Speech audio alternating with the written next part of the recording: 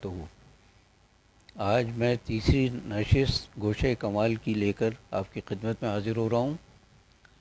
میرا آج کا موضوع بھی کافی حد تک اداریے پر رہے گا، لیکن یہ عرض کر دوں کہ ابتدائی 2-3 نشستوں میں اس موضوع کو رکھنا اس لیے ضروری ہے کہ میں ایک طویل عرصے کے بعد تحریر کی دنیا سے تقریر کی دنیا میں آیا ہوں، تو اس حوالے سے کچھ نہ کچھ گفتگو ابھی باقی رہے گی۔ 2-3 ہفتوں کے بعد انشاءاللہ دیگر معاشرتی موضوعات پر ہم آتے رہیں گے،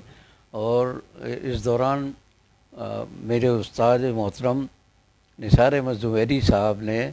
مجھے خاص طور سے یہ ہدایت کی ہے کہ معاشرتی موضوعات کو زیادہ اپنا موضوع بحث بنائیں، اور جہاں تک اداریہ نویسی اخبار کے معاملات ہیں تو یہ بھی وقتاً فوقتاً آتے رہیں تو کوئی حرج نہیں ہے۔ تو آج کی گفتگو کا آغاز میں ایک اس حوالے سے کرنا چاہتا ہوں کہ آج کل کورونا وائرس کی وجہ سے سماجی فاصلے پر بہت زور دیا جا رہا ہے۔ تو میں جو بات کہنا چاہ رہا ہوں وہ یہ ہے کہ میں اتنے پرانے زمانے کا آدمی ہوں کہ جو جدید ذرائع ابلاغ ہیں ان میں کمپیوٹر ہے اور آپ کے موبائل ہے، نیٹ ورک ہے، میں ان سے زیادہ واقف نہیں ہوں۔ تو میں ویسے ہی سماجی فاصلوں میں رہا، اور ان چیزوں سے جب میں گفتگو کرتا ہوں تو علامہ اقبال یاد آتے ہیں مجھے کہ انہوں نے فرمایا تھا احساس مروت کو کچل دیتے ہیں آلات۔ تو یہ جدید آلات ہیں، اس سے انسان جو ہے خود بخود دور ہوتا چلا گیا ہے۔ ٹی وی آیا، اس سے پہلے ریڈیو تھا، اس کے بعد موبائل آ گئے، پھر نیٹ پہ پتہ نہیں کیا کیا چیزیں آ گئیں، تو معلوم ہوا کہ گھر کا ہر فرد الگ الگ ہے، تو سماجی رابطے تو خود بخود پیدا ہو گئے، فاصلے، اور ان فاصلوں میں کورونا وائرس کی وجہ سے مزید اضافہ ہو گیا۔ عرض یہ کرنا تھا مجھے کہ ابلاغ کی دنیا میں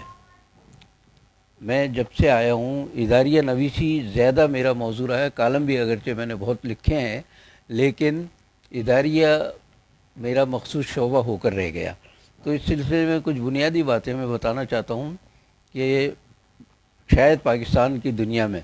میں پہلا اداریہ نویس تھا جس کو گھر بیٹھ کر فیکس کے ذریعے اداریہ بھیجنے کی اجازت تھی۔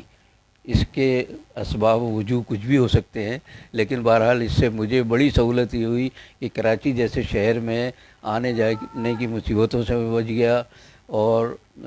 مالکان کے سامنے روزمرہ حاضری کی اس سے بھی بچ گیا، اور مجھے اللہ نے اتنی آزادی سے 24 سال تک اداریہ لکھنے کا موقع دیا، جس کا میں نے بھرپور فائدہ اٹھایا۔ اب اداریہ نویسی کے سلسلے میں 1-2 باتیں اور کہنا چاہتا ہوں میں، کہ میں جیسے عرض کر چکا ہوں کہ شاید پاکستان کا پہلا اداریہ نویس ہوں کہ جس نے فیکس کے ذریعے اداریہ بھیجنے شروع کیے۔ اس کے بعد تو بہت لوگ بھیجنے لگ رہے ہیں، مجھے معلوم ہے، میرے ساتھیوں میں سے بھی کچھ لوگ ہیں۔ لیکن ایک بات بتانا چاہتا ہوں میں اپنے دوستوں کو کہ اداریہ نویسی ایک ایسا شعبہ ہے کہ اس میں چھٹی کی گنجائش نہیں ہوتی۔ آدمی ہر وقت ذہنی طور پر بھی مصروف رہتا ہے، اور پھر یہ کہ اداریے کا جو وقت ہے، چاہے آپ کہیں بھی ہوں، کس حال میں بھی ہوں، آپ کو وہ کام کرنا ہے۔ میرا اللہ کے فضل سے یہ ریکارڈ ہے جس کا شاید ہی کوئی مقابلہ کر سکے پاکستان میں، کہ میں نے اداریہ نویسی کے دوران برائے نام چھٹیاں کی، برائے نام، کبھی کوئی بہت مجبوری ہے تو چھٹی کی، ورنہ میرے مالکان خود کہتے تھے کہ ہمیں پتہ ہی نہیں چلتا کہ معین کمالی جو ہے کہاں ہیں، کس حال میں ہیں، بیمار ہیں، اس شہر میں ہیں، کہیں اور ہیں، لیکن ہمیں اداریہ وقت پر مل جاتا ہے۔ تو یہ میرے لیے بڑا اعزاز ہے کہ میں نے اس کو قائم رکھا۔ دوسری بات جو اداریہ نویسی میں جو عرض کرنا چاہتا ہوں، جو شاید میرا ہی ریکارڈ ہو، وہ یہ ہے کہ ہفتے میں عام طور سے لوگ 3 دن یا 5 دن یا 6 دن اداریہ لکھتے ہیں، ایک دن تو ضرور چھٹی کرتے ہیں۔ میں نے کئی سال تک ہفتے میں ایک چھٹی بھی نہیں کی۔ 7 اداریے تو وہ اپنی جگہ رہے۔ اس کے بعد ہمارے اخبار کے 2 جرائد تھے، ان میں سے ایک ہفتہ روزہ، پھر دوسرا بھی ہفتہ روزہ شروع میں رہا جو بعد میں ماہنامہ ہو گیا، تو ان کے لیے بھی مجھے اداریے لکھنے پڑے بعد میں۔ تو یہ میرا ریکارڈ ہے جو شاید ہی اب کوئی توڑ سکے، کہ میں ہفتے میں 7 کے بجائے 9 اداریے لکھتا تھا۔ ہفتے میں 7 دن ہوتے ہیں لیکن 9 اداریے میں لکھتا رہا، اور اللہ کے فضل سے اس میں بھی کامیابی رہی مجھے، اور عرصہ دراز تک میں نے کوئی چھٹی نہیں کی۔ اس کے بعد پھر جب لوگ زیادہ بڑھتے گئے، کچھ لوگوں میں تھوڑی سی لکھنے کی صلاحیت ہوتی گئی، تو دوسروں سے بھی وہ کام لیا جانے لگا، تو مجھے ہفتے میں پھر 6 دن اداریہ لکھنے کی میری پابندی رہی۔ تو میں عرض یہ کر رہا ہوں کہ اداریہ نویسی جو ہے وہ اصل میں مانگتی ہے آپ سے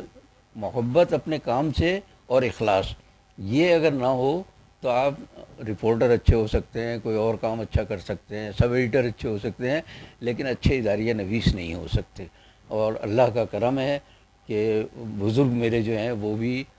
جن لوگوں نے مجھے دیکھا، جو اب تک باقاعدہ حیات ہیں، اور اللہ ان کو تا حیات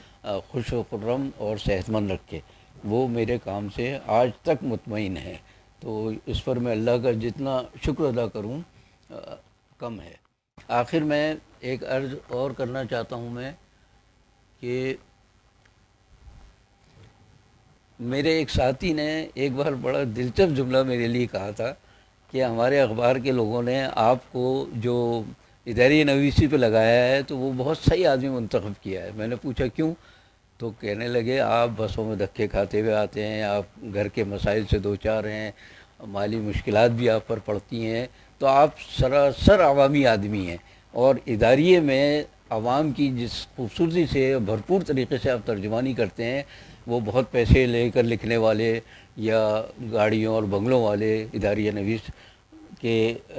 کی تحریروں میں وہ درد پیدا نہیں ہو سکتا۔ اور حقیقت یہ ہے کہ جیسے میں پہلے بھی عرض کر چکا ہوں کہ میرا مرکز و محور موضوع کا